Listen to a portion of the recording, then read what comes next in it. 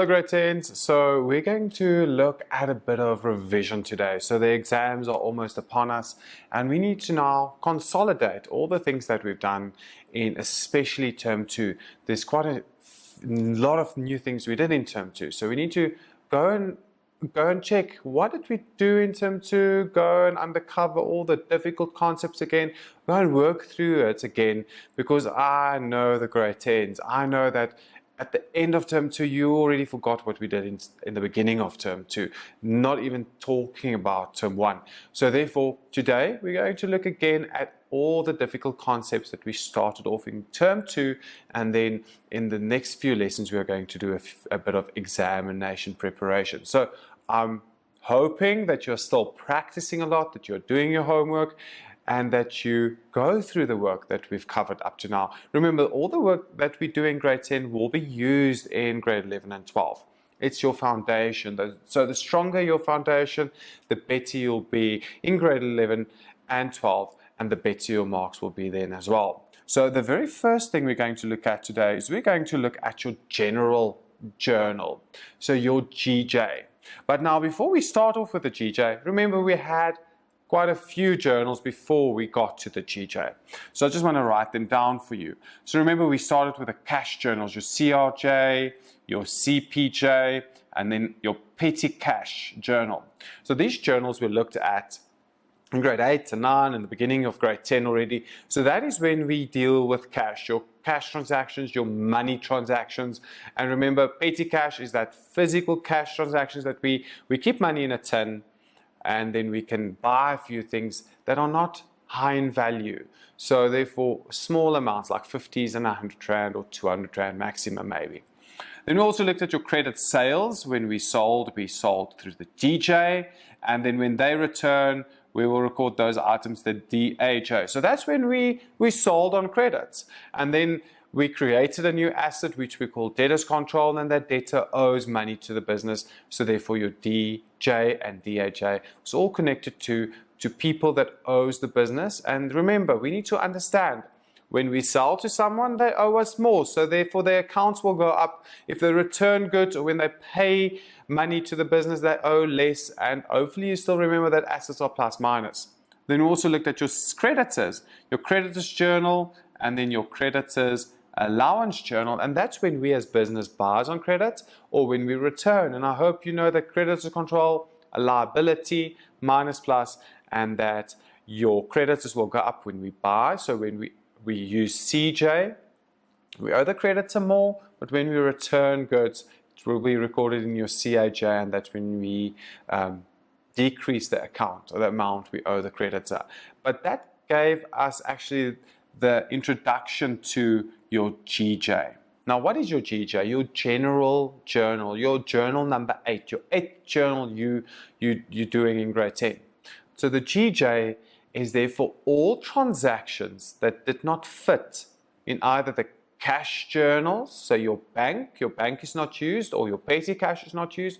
It doesn't fit into the creditors or the debtor side of the business. We're not buying on credit, and we're also not selling on credit. So all the items and things, especially if we think of the adjustments that we just covered, we used the general journal a lot. So we are going to go through a full activity of the general journal. So let's quickly look at the information. They say record the following entries in the general journal of Gr10 traders for May 2016. And again, we are going to now work with a month. So yes, your adjustments, we normally looked at a year, but again, your journals are posted monthly, and at the end of the month, we will total it and then transfer these totals. All journal totals will go to your general ledger, and then some items, if it's connected to the debtor, connected to the creditor, it will go to the debtor's ledger and the creditor's ledger. So let's look at the first transaction. The very first one is the easy one. I'm going to read it. I'm going to give you 2 minutes to do it. So let's see. Number 1, the owner gave a delivery van with 250,000 as capital, and that's the 2 things that I'm going to highlight for you, to the business. So record this in the general journal, and remember, You have 6 columns. You have a debit and a credit for your general entries, and then you have a debit and a credit for your debtors control, and you have a debit and a credit for your credits control. So I'm going to give you a minute to do this one.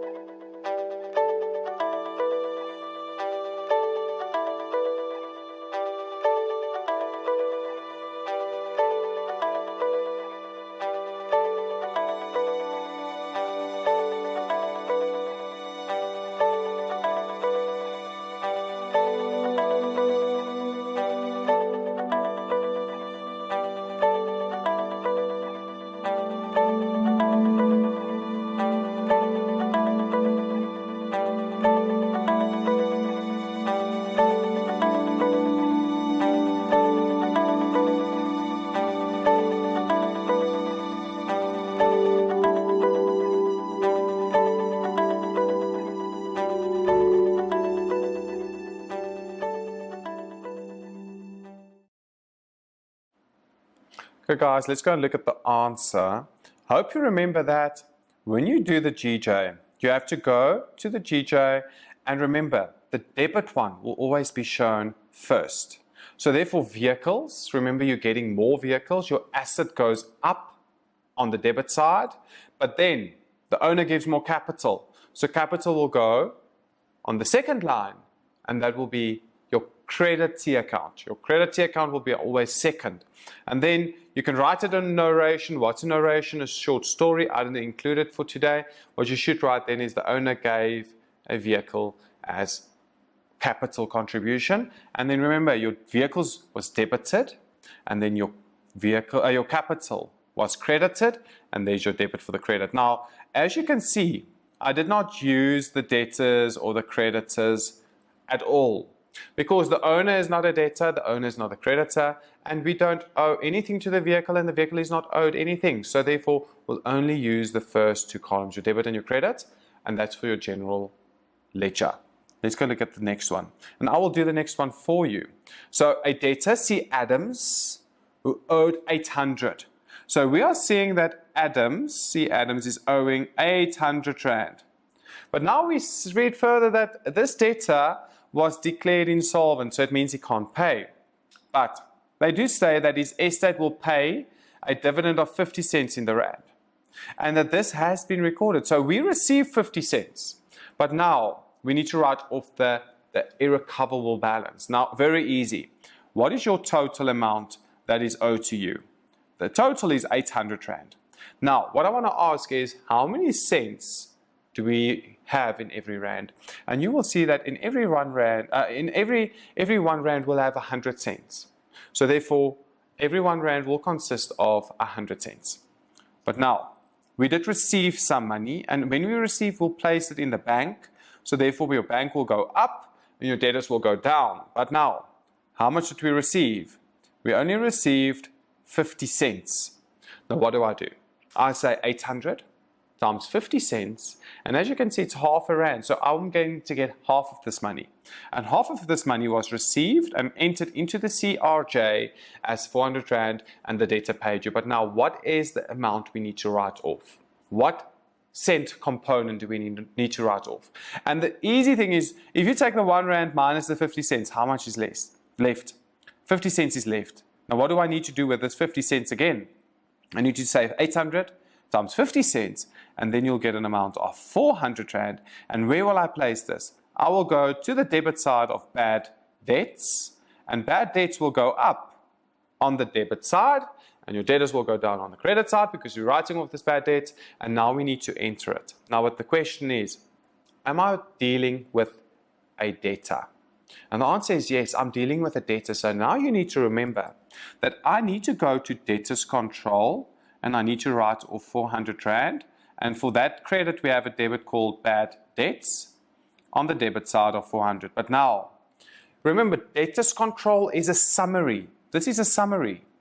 So therefore, shouldn't we go to the individual account of the debtor as well? And how does the individual account look like? Remember, we have the 3 columns like that, which is debit, credit, and balance. Shouldn't we go into that personal account and also say, see, Adams is not owing me anymore because we're writing off his debt. So therefore, we have to go to the credit side and also decrease his individual account. So a rule that you need to remember is that I can never, ever write in my detail column, as you can see, in the details, you can never, ever, ever write the word debtors control or creditors control. So therefore, what do I then write? I write, as I revealed to you, I need to write the word or the name of the debtor. So C. Adams, not the word, sorry, the name of the debtor. So I need to write the name of the debtor or the name of the creditor in there. Why? Because at the top, I already have debtors and I already have creditors. Let me show you. There it is. You see, there's debtors, there's creditors. So therefore, you can't ever repeat debtors and creditors in the details column. Now, let's reveal the answers quickly. Now, as you can see, bad debts go up with 400 and C. Adams will go down with 400. But who is C. Adams? C. Adams is a debtor. Now, what has happened to the debtors control overall? It also went down. So therefore, C. Adams, the individual account went down. And as you can see, the debtors in total also went down. And then, as you can see, we didn't touch your creditors. So I hope you understand this one. Let's go and look at the next one. And I think we did finish this page. So let's go to the next one. Number 3. Stationery with 600 Rand was posted to the trading stock account. Now guys, what happened? We bought stationery. Where did we place it? In trading stock. So let's fix the error, and I'm going to give you a minute to quickly fix this.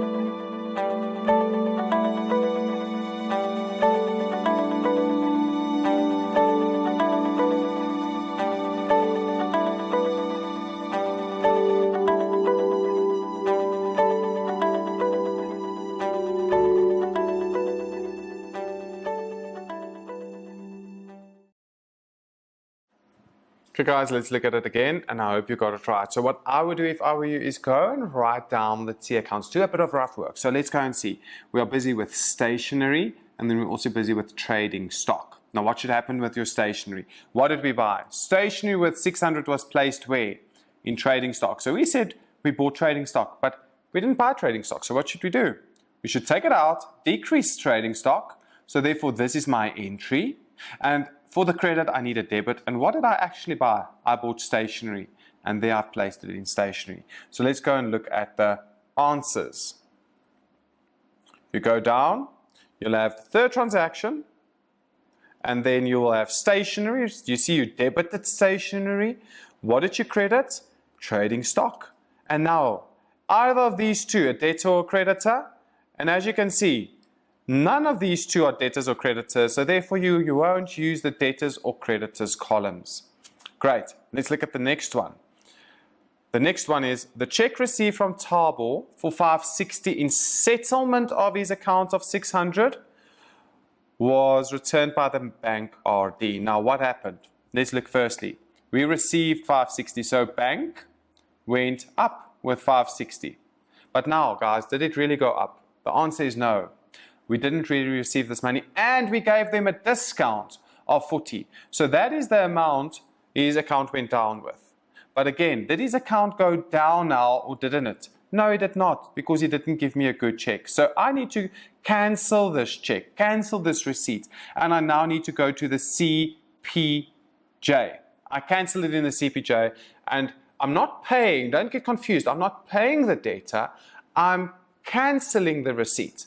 But then again, will you still give him this discount? Remember now, we cancelled this check, the money, we cancelled it in the cash payment journal, but now the discount. Where will we cancel the discount? Because if someone gives you a bad check, will you still give them discount? Definitely not. We need to cancel that discount because now we need to show that this debtor is owing me again, not owing just 560, but also owing the 40. Now there you can see the debtors go up. So what will I use? Will I use the debtor's name or will I just use debtor's control? And hopefully you listen carefully. Remember, I can never use debtor's control. So what should I go and do? I should go to my GJ. And now remember, Tabo, number 4, owes more. Why is Tabo owing more? Because we're not granting him the discount anymore. So Tabo will, in his individual account, owe 40 Rand more. So Tabo's account in the debtor ledger will go up with 40. But now we need to go and check, isn't Tabo a debtor? So won't debtor's control overall also go up with 40? And as you can see, we need to put it in twice because the debtors are showed separate. And what I mean by separate is we show a summary of all the debtors together in the debtors control account. But then also we have the debtors ledger where we have all debtors shown individually. So we need to go to the individual account and we need to go to the T account, the ledger account, the general ledger account. But now what did we cancel? And that's the easy one. We cancelled discount allowed. And now where will I take discount allowed? We need to take it to the credit side, as you can see, and then the rest of the blocks will be empty. But why did we put the discount allowed on the credit side?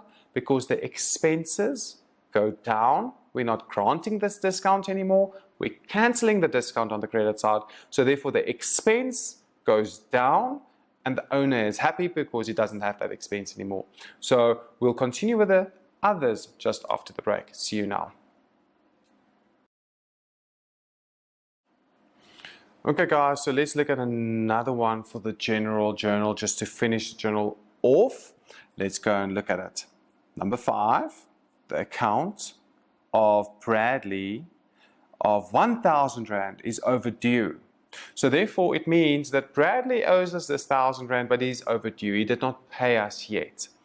And how long is he overdue? He's overdue for 3 months. And now we need to charge him interest. Now remember guys, we need to charge him interest, so his account, Bradley's account, the debtor, Bradley's account needs to go up. But we're not selling to him now. So how will I increase his account? I need to go to the general journal and increase his account firstly in the general journal and then post that to the general ledger and to the debtor's ledger. Now I want to give you 2 minutes to quickly do this one.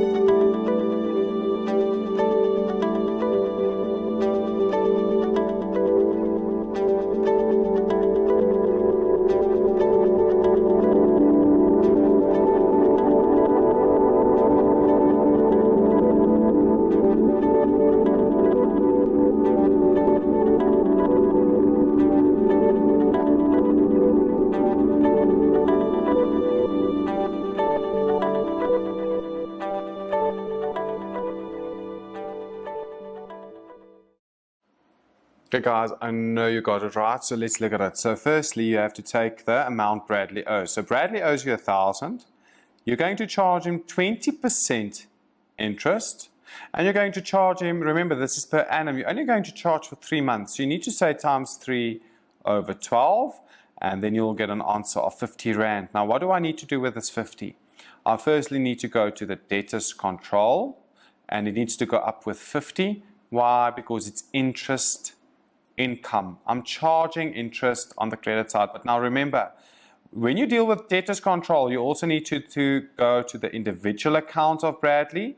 So this will be your debit, your credit, and your balance. And remember, Bradley owes more, so you'll go to the debit side and say plus. Now let's go and look at the answers. So in your GJ, you need to go down and to the next lines. There it is. You will charge Bradley 50. So that's why you have to place it on the debit side. Bradley owes in his individual capacity 50 Rand more, but again, also 50 Rand in the debtors control column. And this one is the debtors control column, and then you didn't touch the others. Why did you charge Bradley more money? Because he's overdue, and you will see this is an interest income. And as you can see, interest incomes will be on the credit side, and then the remainder of the blocks will be empty. Now guys, I trust you'll be fine with the GJ. Expect the GJ in your grade 10 mid-year exam. It will be asked, will be there, not sure for how many marks, but it can vary from 10 to 15 to even 40, 45 marks. So go over the GJ and know what you need to place firstly in the GJ, and then how the structure works. Debits first, credit second. You can't write debtors control or creditors control ever because you have separate accounts for them. And then again, you do total columns. The last 4 columns are total. The 2 debtors and the 2 creditors columns needs to be totaled. Why? Because that is the amounts that need to go to debtors control and creditors control. So let's go continue now with a bit of new work. And this is the new work that we just finished off. Actually, the new work is the adjustments. Now guys, I'm going to go through the adjustments again with you. Hopefully you remember them. I'm sure you do. And be aware that these can be asked again for 30, 40, 50 marks. So know them very well. Again, adjustments. Why do we need to do adjustments? Because we looked at our Gr10 principles, our general accepted accounting principles. And these are 6 things that we need to do. We need to look at your historical cost, your business entity, your going concern, your prudence. We looked at the materiality concept, and then also the most important one for income statements and your adjustments, your matching. We need to match all income and all expenses to a particular year. Although we didn't pay it yet, even if we received too much for this year, we actually had to receive for next year. Those adjustments needs to be done. And how do I know that there's adjustments still outstanding or stuff that we didn't do yet or entered into our books? We will see that it's a pre-adjustment trial balance. So if you have a pre-adjustment trial balance, go and look for the adjustments. They should be there, and we need to now adjust some of your figures, especially those in the nominal section. Again, nominal section, income and expenses.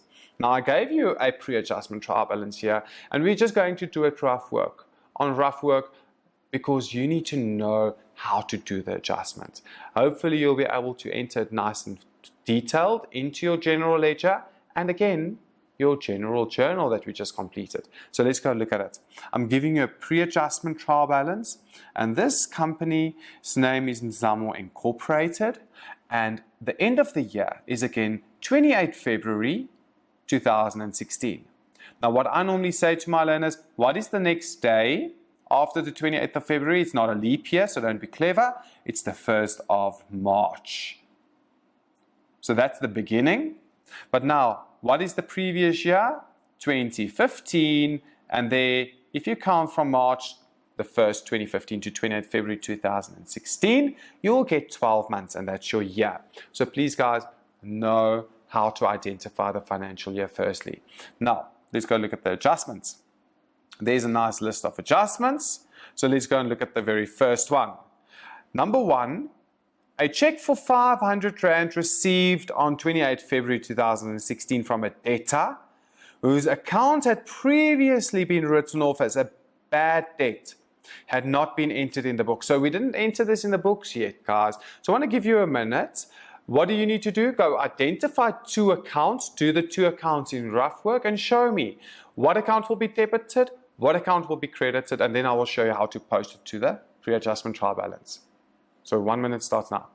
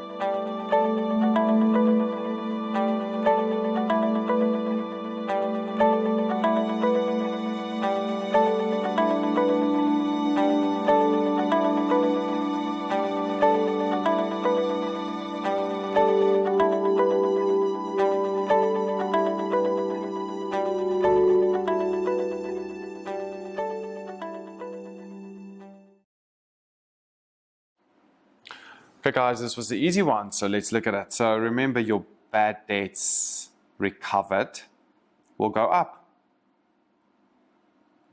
And where will it go up? It will go up on the credit side, so I'll place it here. Check for 500 received. So we're receiving money, and where will we place this money? We'll go to bank, and now you need to be careful. Is bank a positive or negative?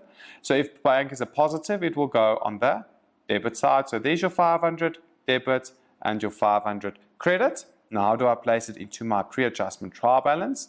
I need to now go to bank, and as you can see, bank is a liability. Now, what do I do? And I showed you the positive one for a reason, because that's what we normally do. And now what do we do? Remember, this 500 was shown on the debit side, but now remember, your liability will go down. So this 500 will decrease the amount I owe to the bank. Remember, what is a bank overdraft?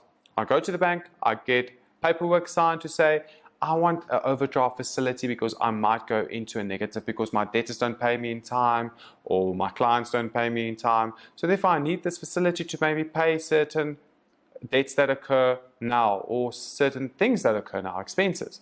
And therefore you have that facility. But now remember, bank will then be a liability, a minus plus. So I just want to draw it for you here. Remember, bank will then be a minus plus. And as you can see, your liability still decreases on the debit side because you receive money, and when you put this money into the account, you owe less.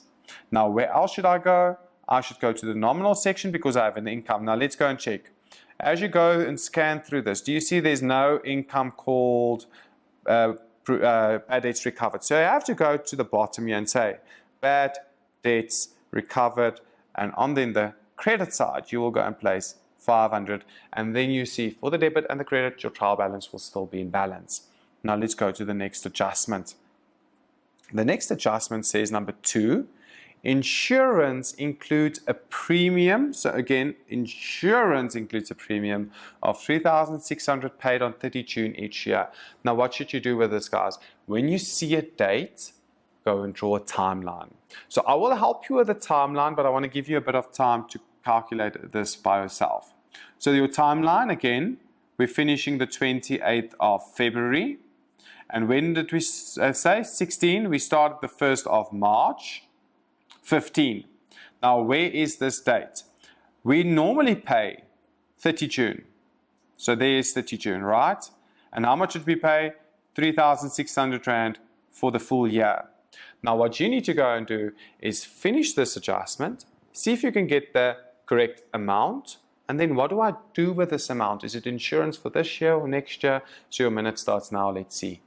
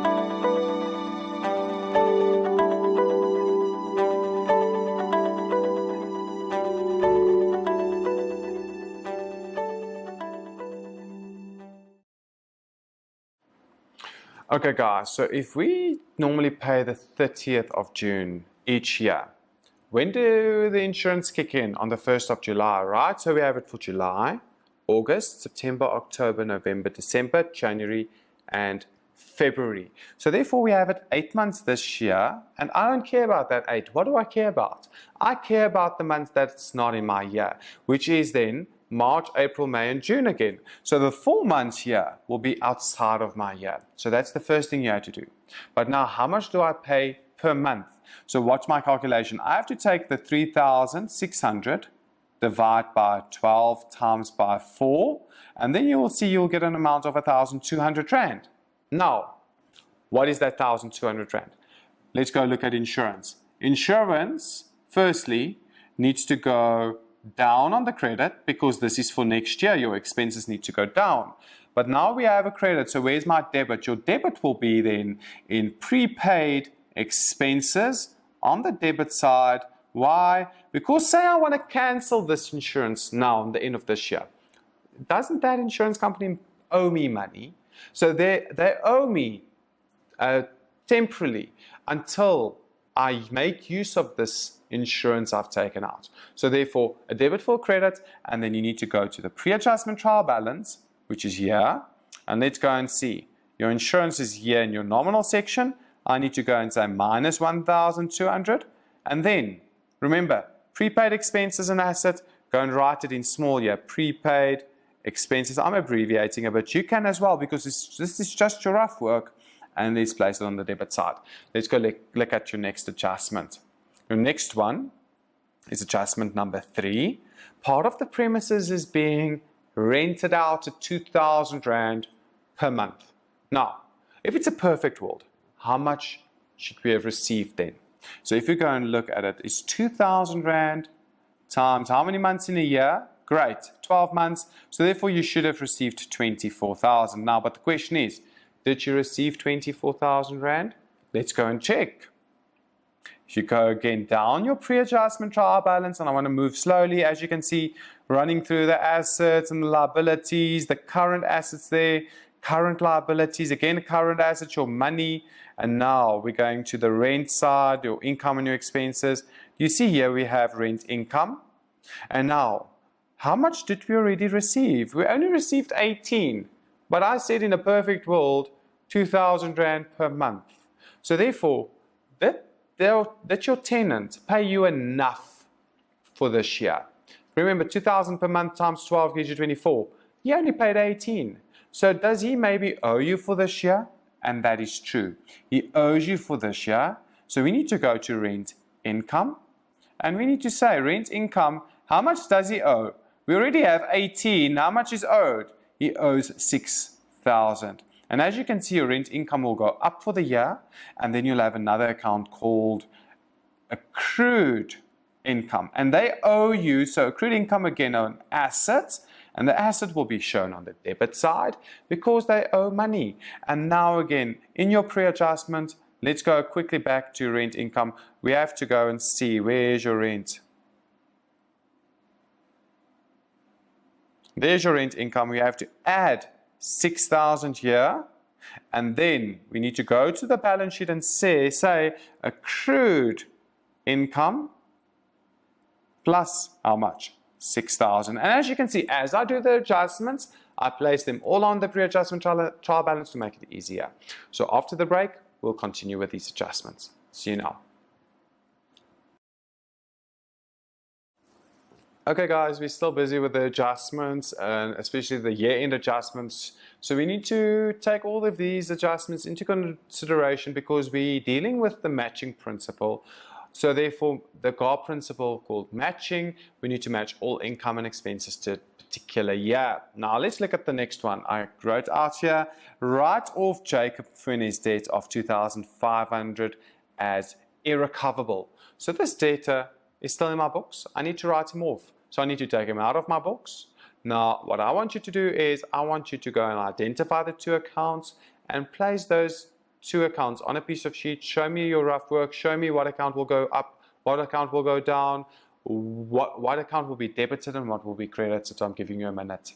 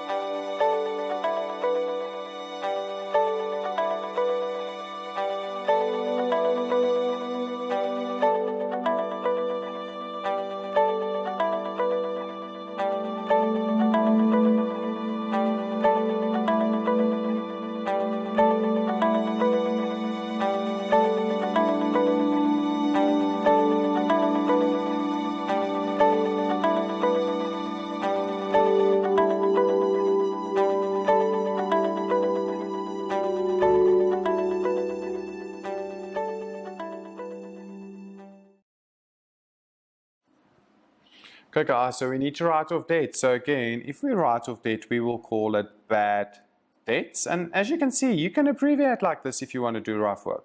Your bad debts will go up with how much? 2,500. And then remember, we have to go to the debtors control, and the debtors control an asset again.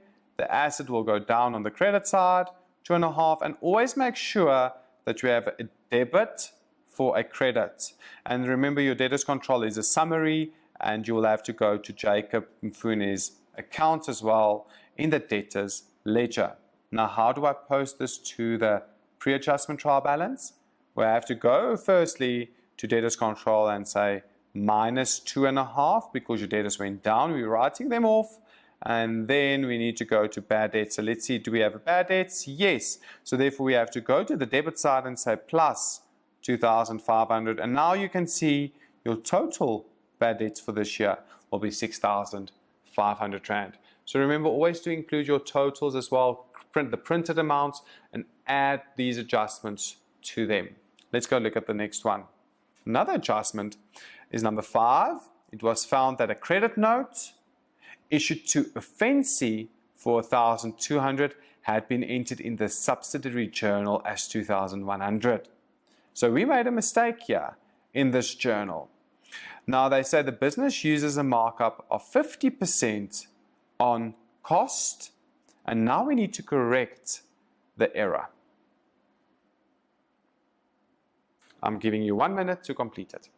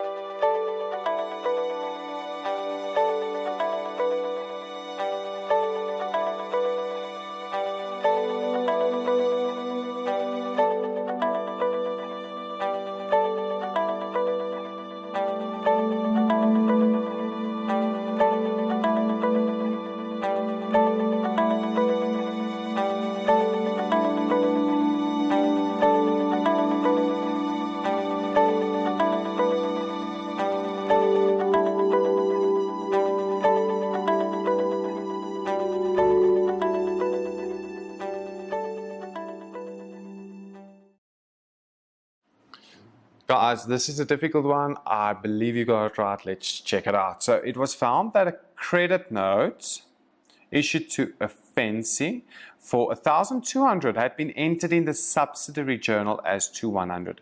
So what did we do? Let's go and look at it. In the DAJ, we went and entered in there 2,100. So what happened? We minused too much because the DAJ, especially your debtors allowances, now will go up. You see with 2,100, and then your debtors control will go down with 2,100 because that's your first column, your debtors allowance column. But then again, also your cost of sales column. Now, what is that? You work with a 50% markup. So the cost of sales column was 1,400. Now, what did we do? We said trading stock went up with 1,400. Because it's a credit note, we got the stuff back, the debtor returned, and then we looked at cost of sales, went down with 1,400. But now the question is any of this correct? And the answer is no. We used 2,100 instead of 1,200. So we took off far too much. Now what you need to do now is you need to go and get the difference.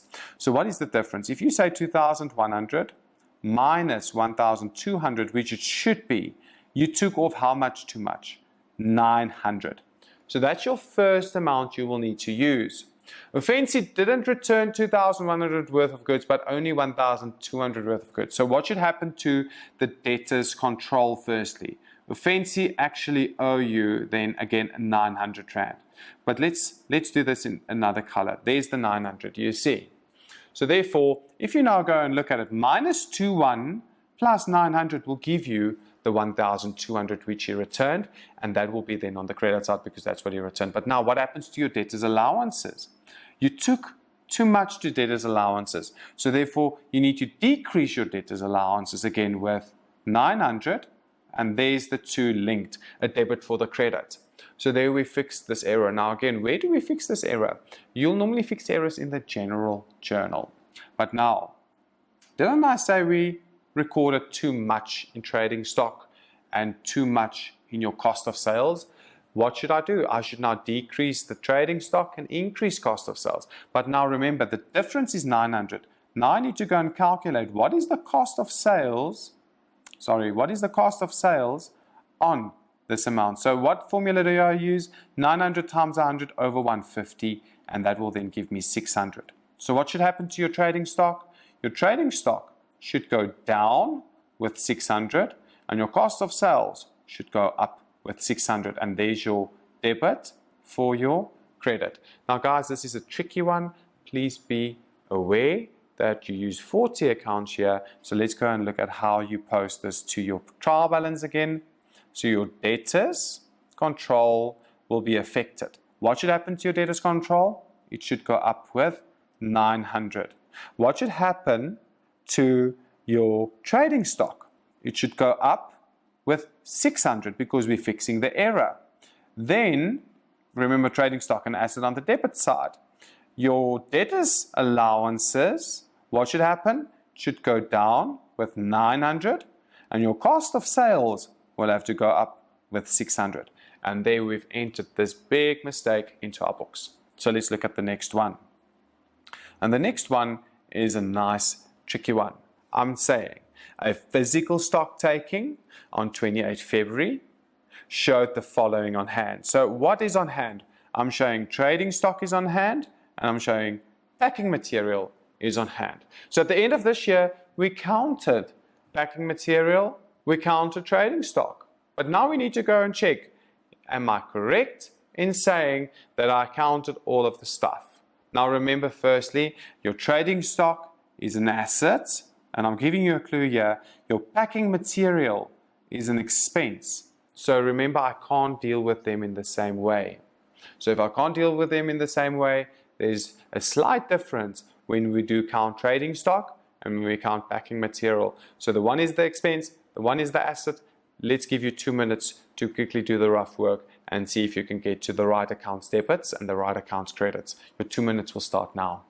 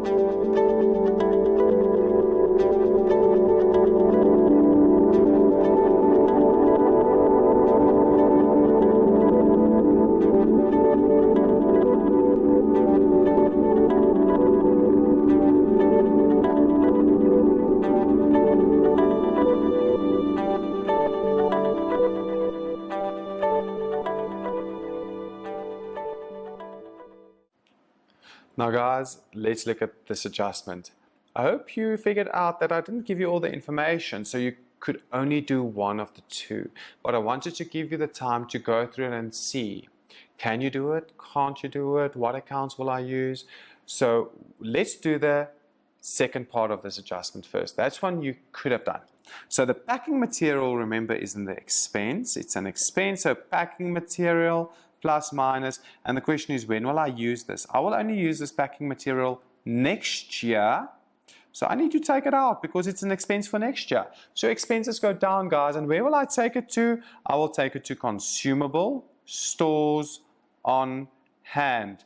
And this is now an asset on the debit side, and there you go. So we could have done this one, but you couldn't do the trading stock one because I didn't show you the balance of the trading stock. So you could have maybe started it off and said we're going to use trading stock, and we're going to use trading stock deficit, which is the expense account.